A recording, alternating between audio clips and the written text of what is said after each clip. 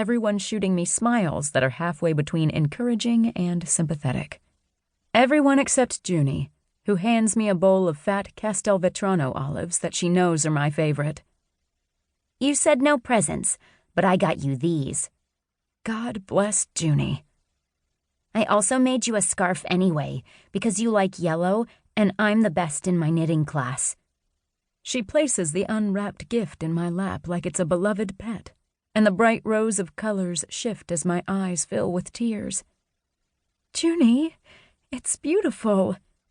It is.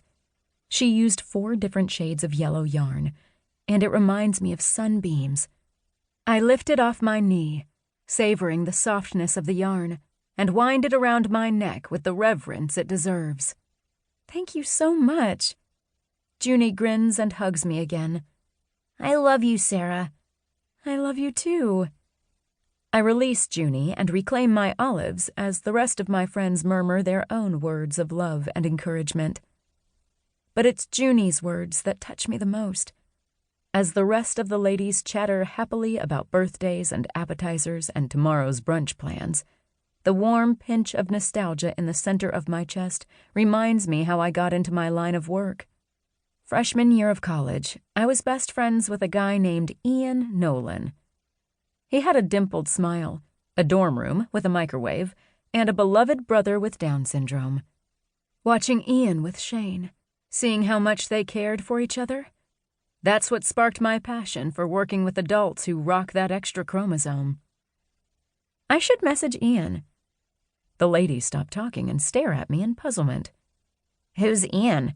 Cassie asks. A guy I knew in college, I explain, a little surprised to realize I've never mentioned him. Then again, Ian and I sort of lost touch after he dropped out at the end of our sophomore year.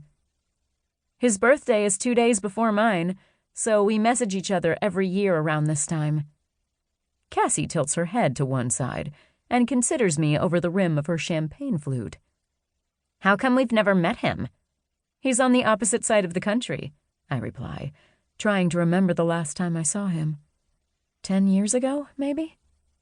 He lives in New York now. One of those friendships that sort of drifted apart, but we still do the obligatory happy birthday thing every year. The sisters look thoughtful, and I suspect they have matchmaking on their minds. 2 are engaged and 1 happily married, so I shouldn't be surprised they're plotting to get me on the wedding train with them. It's not like that at all, I insist, wanting to nip this in the bud. Total platonic friendship. I always had a boyfriend in college, and he had this girl he was dating long distance. We were just best buds. Cassie grabs a piece of prosciutto off the plate and folds it onto a cracker. But is he cute? I shrug and do my best impression of a woman who has never done a lustful double-take over Facebook photos showing a shirtless Ian charging through the finish line at a triathlon. A girl can admire an old friend's physique, right? Sure, I guess.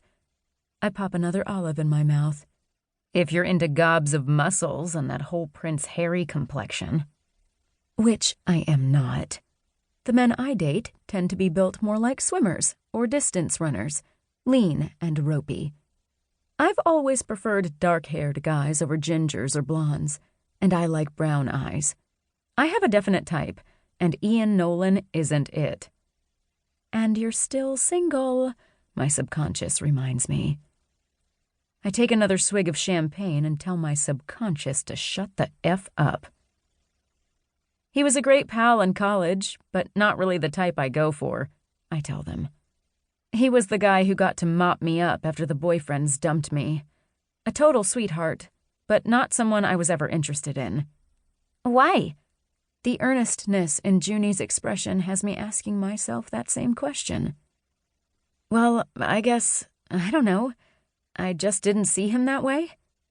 That sounds lame.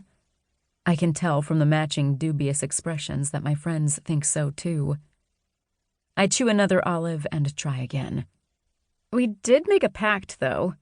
God, I'd totally forgotten this. I refill my champagne glass, pretty sure I'll need reinforcements for this confession.